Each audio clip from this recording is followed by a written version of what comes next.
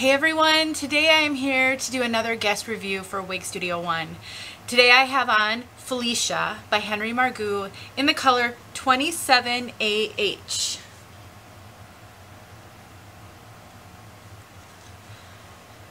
I am really happy with this piece and the curl pattern, and I can't wait to tell you all about her. But before I do, I just want to let you know that Wig Studio One is an online retailer that has a Facebook group as well that is a tremendous support to us wig wearers. It's called Wig Studio One Wig and Topper Support Group. Please check that out if you haven't already. And if you're not on Facebook but you're struggling in your wig journey, I really encourage you to consider joining Facebook and being a member of this group, because there's so much help to be had out there by your wig sisters. But their online website also has a support email. You can email support@wigstudio1.com. They will also be available to talk to you over the phone, but they can also help you if you're really struggling with style and color and just have a lot of questions. All right, so let's just talk a little bit about Felicia. Felicia is a basic cap or machine-made cap wig, which means that she doesn't have any monofilament features, no lace front, really just your standard kind of open wefted cap. What that means is the price point is going to be a little bit more affordable versus a wig with a lot of cap features, which tends to increase the cost. So if you're on a budget, Felicia could be a really good one to look at. And her style is such that you really don't need that lace front or really the monofilament either. So before I talk too much about Felicia, let me show you what she looks like on all sides. I love the curl pattern on this one. It's really great.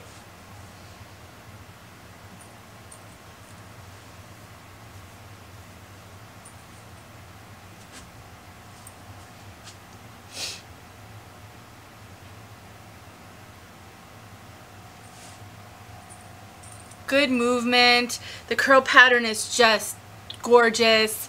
The length is really good as well. It just goes down to the shoulders.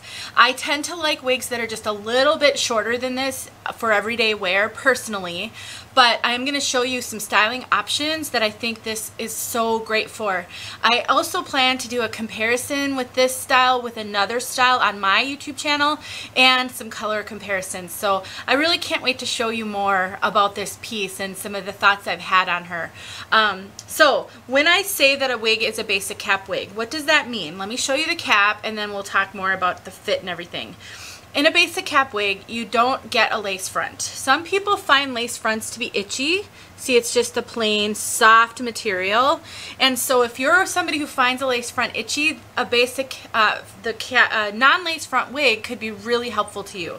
There's no velvet on the ear tabs. They're open. There's no extended nape. There are Velcro adjusters, and it's pretty much open wefted except for this part right here. And I'll talk a little bit about the permatease in Felicia. But one thing I'm really pleased about is how minimal you can, you know, on the top of a basic cap wig, sometimes you can see visible permatease. More often than not, depending on the style. Felicia really doesn't have much visible permatease. You really have to struggle to see it. And I just don't think most people will ever, I mean, as I look at it here, I don't really see it. If I really get in there and I kind of look at an angle, I can see it a little bit, but I also know what I'm looking for. I don't think anybody's going to notice. So I think that's a great feature in this particular piece. Some of the things I've noticed about her is the bang area does like to hang in the face a lot. So for my wig sisters who can wear full bangs and really like to wear full bangs, do you see how easy she just pops right on? I think you're going to be able to get full bangs out of this really easily. Just I think you'll maybe need to take just a little bit of a scissors, just trim a little bit because they are a little bit longer. And so other than that, I think full bang is going to be great. If you don't want a full bang but you like a little bit of a side fringe, I've just had to work with her quite a bit to get her to sweep to the side. I did put some John Renault Peace Out cream in her, and that helped a lot. I love that stuff for helping to kind of direct hair fibers, and that has helped a ton.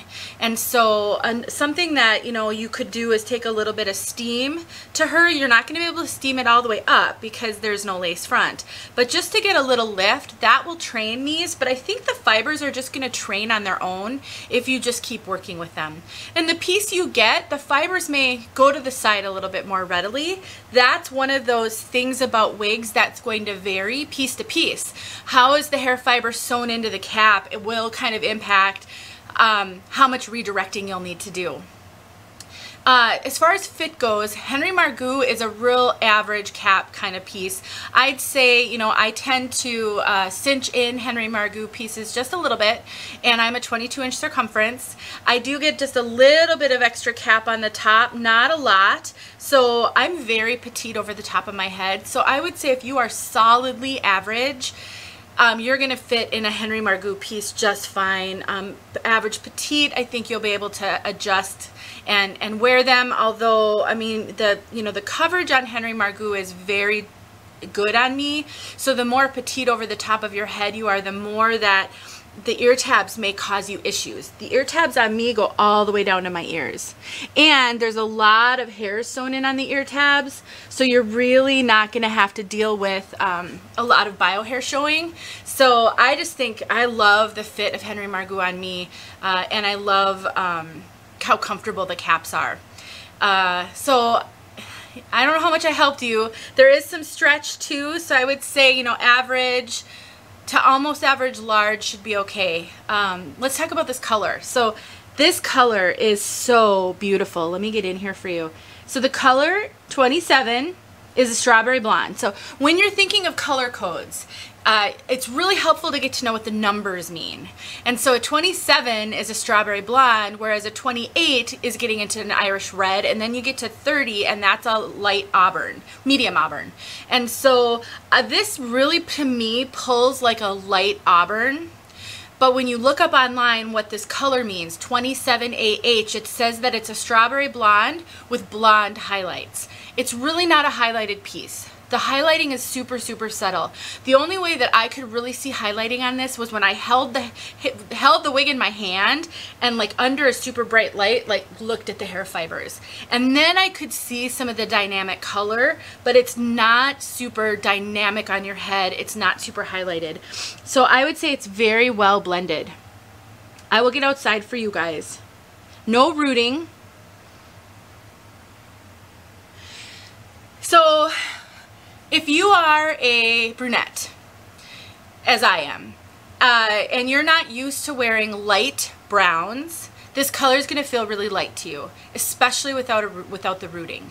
If you're a blonde, you really have to like your strawberry blondes and your auburns for this to really work for you, because in my opinion, it's really like a light auburn. That's just what I see as a light auburn. So, you know, it's the strawberry blonde, it's the blonde. The color code doesn't have any brunette in it, but I definitely think it leans more kind of towards the brunette versus the blonde side. It just, to me, looks like a light auburn. So I'll get outside and I'll show that to you outside. What else can I tell you? Fibers on Henry Margu wigs are really great. I just love them. They're kind of on the dry side, and so they're not super shiny. They don't look like doll hair. They just look really, really natural, and they seem to wear really well. And the curl pattern is just perfect. It's just perfect. It's not like super curly, but it's just curly enough. Some things I really like to do, and I grabbed a couple of clips here, some things I really like to do with pieces that have layers. You can see that this is quite layered. The layers are perfect though. With the curl pattern, it just cascades the curls. Sometimes a layered wig can feel too layered, if you know what I mean. This one doesn't do that at all. But what I love to do with pieces like this is I love to pull them up in a clip in the back. So with a wig this length, sometimes hanging on my neck can get really warm, and I'm not a fan of hair on my neck. And so that's why I gravitate towards just a little bit of a shorter piece. But with this type of a curl pattern, and I'm just gonna quickly do this, and it's not gonna be, you know, perfect. I would take more time to style it if I were you know, doing this to wear for the day. But something I really love to do, and then you can have curls kind of cascading down, is I love to take just a claw clip and kind of get the hair up in the back, especially in a wefted piece like this, because then you can just put the clip through the wefting and it really holds the hair securely. And then just have a little bit of hair kind of hanging down. You can tuck it a little bit. This is really a tuckable piece. But then you've got the hair off your neck. Again, I don't know what it looks like back there. I'd take a lot more time. I would look at the back. But I love curly pieces like this where there's layers, because it really lends itself just awesome to updos like this. And then you can mess with how much curl you want to have down. The hair in the front hangs down just perfectly. I just think that this is a perfect piece for that kind of a style. So if you're on the fence about a wig like this, I would really consider whether or not this could be an updo piece for you. It's so perfect this way. I'm just a huge fan of styles. And then you can do any kind of version of that. Maybe you want to leave some down in the back and you just want to put it a little bit up on the sides. You can use a smaller clip. I think there's a lot you can do. So I really love that about this piece. It's just awesome.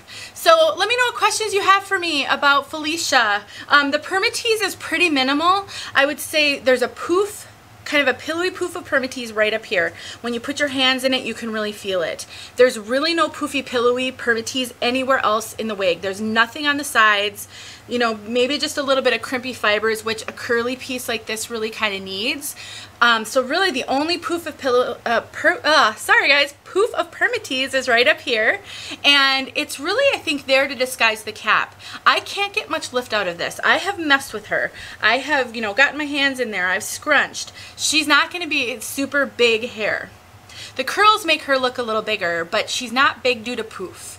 And so I would say if you don't like permatease, she's not super permateasy. So if you can do a little bit of permatease, you can probably do this one, especially if you are, you know, a girl who loves your curls. I think you could do this one so easily. You know, I love my curls and I really love this style. So I don't know how messy I made her, but I'm a fan. I give her 2 thumbs up, and I think she's a great piece. So stick around for the outside look at this color. I do have an out of the box as well. She had serious box hair, very smashed. All I did was spray her with water, shake her out upside down, and scrunch her up, and that took care of it. So thanks for watching, you guys. All right, everyone, here is 27 AH outside.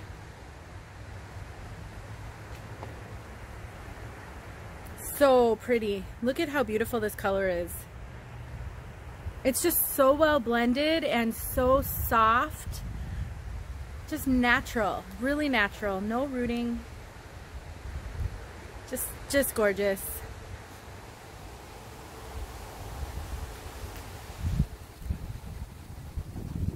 Trying to make sure, I don't know where the sun is right now. It's behind clouds.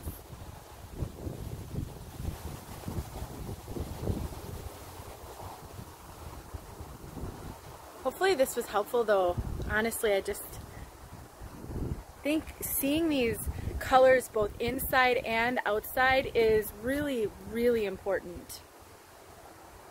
It's so hard to do these here in the winter though. So taking advantage of the summer. All right, I hope that was helpful for you guys. Let me know if you have questions. Thanks so much for watching. Hey everyone, I'm here to do an out of the box for you on Felicia. You know, I just realized it's been a while since I filmed something in my bathroom now that I'm doing them more in my basement area. So it's kind of nice to be back in familiar territory. It's almost 10 p.m. at night. Felicia just came today. I got her a few hours ago, and all I've done is taken the tag off her. I have not shaken her out or anything. And this is a perfect example, in my opinion, of how bad box hair can be. Because I have tried her on, but that's all I've done. This one is full on box hair. So when you ask the question, What does Denise mean by box hair? This is box hair. This is very smashed. I mean, it's just like smashed. Totally, totally smashed. So this is what can happen when you get a wig that's been living in a box for quite some time. And, you know, when you've got, so it's summer right now and it's hot in all of the United States. And so this one, it took a while to get to me. There was a delay in shipping. So who knows if she was sitting on a truck somewhere and if the heat, you know, contributed to that amount of box hair. So what you do is you shake out a wig. Now, you can't do this if you don't know if you're going to keep her. So that's going to be your trick, and that's going to be one of the learning curves of wearing wigs, is how do you know when a wig is something that you want to mess with? I know a lot of wig sisters say unless they see like a true defect in a wig, they really don't return wigs. They would rather try to do what they can with them and then resell them if they're not going to work for them. There is risk to that. In my experience, and I've sold quite a few wigs, I never, ever make my investment back. I've taken as much as a $50 hit, more than that, because I do try to price my wigs pretty low. This to me is my ministry, and so I am okay with taking a little bit of a loss when I purchase a wig, but that's not for everybody. So keep that in mind. You can try to sell a wig if you can't make her work, but it's going to be tough for you to get your money back. Unless you got a screaming deal and you got it on like clearance and you had a coupon and all of those things. Okay, so that's just my 2 cents. But you know, it's really hard to know what a wig's potential is if you don't even shake it out. So that's going to be hard. You might find yourself returning a lot of wigs, and as you get more experience, you'll realize that some of those you didn't have to return. I know that is what happened for me. Okay, so I've shaken her out, and you know, you can kind of do this. You can give her a couple of good like tosses. One thing with a basic cap wig that has some permatease is I really like to get in there and kind of fluff up at the permatease just to really help release it. So now let's see what we got. Look at how much fuller she is already just from that shaking. She's going to need time out of the box, shaking. My guess is that she's going to need water as well and some scrunching because she's got some really, you know, pretty curls. So this is kind of just step one. Yeah, these are really hanging in my face. So what I'm going to want to do is I'm going to want to spray some water and really just kind of wake her up. And, you know, some people don't spray the water. They just let the wig hang upside down for a while. For me, I almost always spray a wig a little bit, just, I don't know, it's kind of I'm just getting my water bottle, just kind of my preference. I just like to do that. And so I just take, and I just hold the wig in my, kind of into my shower so I don't spray it all over my bathroom floor. And I just I sort of stick my fingers through the wefting, and then I just sort of spray at the root and the permatease.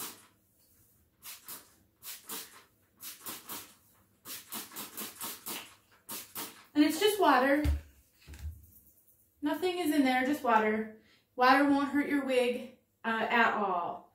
And so I do that. And, you know, depending on what, you know, how much curl I think I can get out of a wig, I might just kind of spray all around. Sometimes I really soak a wig. Sometimes I just spray a little bit. If it's not enough, I can always spray more. Or another option is to soak the wig. So I'm going to shake it a couple more times, and now I'm just going to kind of scrunch. And that's kind of it. And now what I'm going to do is I'm going to take the tag, and I'm going to hang back here, just on my towel rack that's back here, with one of these laundry clips. And I just get them on Amazon.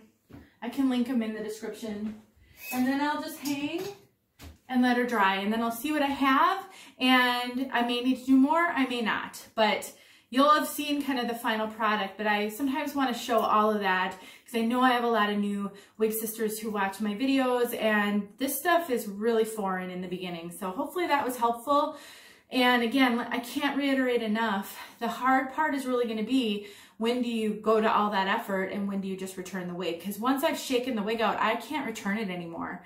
And I think there's value in trying to learn these things and gaining more experience and giving a wig a chance. But I get it, finances really dictate what you're able to do. So good luck on that part of your journey. I know it can be tough, but you'll get there as long as you just don't give up. Thanks for watching, you guys.